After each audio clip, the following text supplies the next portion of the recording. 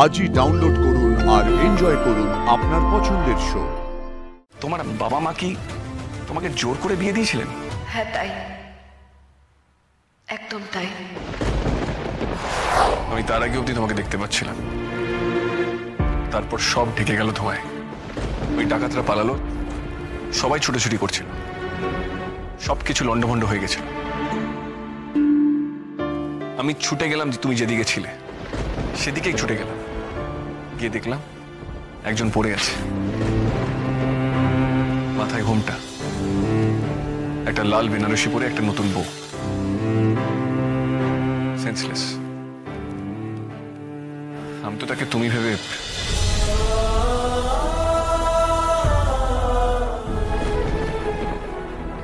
কেন কেন অনুভব, কেন তোমার মনে হলো সে আমি? কার আগে তো 24 ঘন্টা তুমি আমার সাথে ছিলে,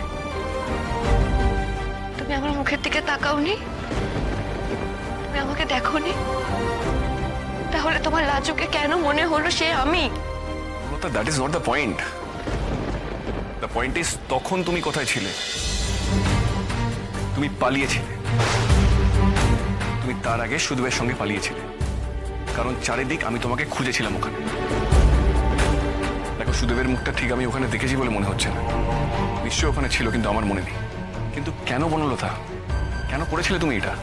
সুদেবের সঙ্গে কেন পালিয়েছিলে? তুমি তোকে চিনতে না, কিন্তু তারপর এতগুলো মাস ওর কাছে তুমি ওর বাড়িতে থেকে গেলে কেন? এই কেনর উত্তর আমার চাই। কেন তুমি সেদিন রাত্রে অন্য একটা লোকের হাত ধরে চলে গেছিলে? ওয়াই?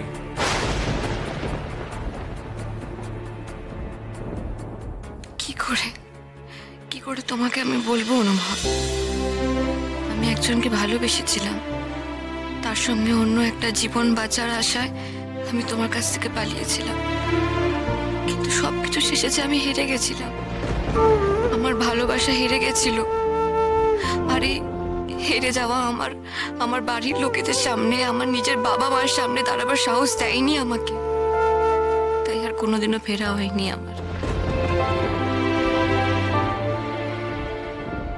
বনলতা, আমি তোমার সঙ্গে কথা বলছি তো, কিছু প্রশ্ন করছি তো, প্লিজ টেল মি, তোমার কি আমাকে বিয়ে করতে আপত্তি ছিল? প্রথম থেকেই আপত্তি ছিল? তাহলে তুমি আমাকে আগে জানাওনি কেন?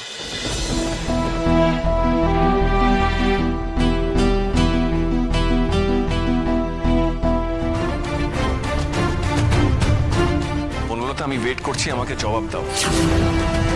তোমার যদি আমাকে বিয়ে করতে অসুবিধা ছিল, তাহলে তুমি তোমার বাবা মাকে কেন বলোনি? বিয়ের আগে তো দু একবার তুমি আমার সঙ্গে মিট করেছিলে, তখন কেন জানাও না? ভেবেছিলাম তুমি শান্ত স্বভাবের, এর জন্য তুমি আমার সঙ্গে ঠিকভাবে কথা বলছিলে না, কিন্তু আমি ঘুণাক্ষরও ভাবতে পারিনি যে তোমার আমাকে বিয়ে করার ইচ্ছেই ছিল না। আচ্ছা, তোমার বাবা মা কি তোমাকে জোর করে বিয়ে দিয়েছিলেন?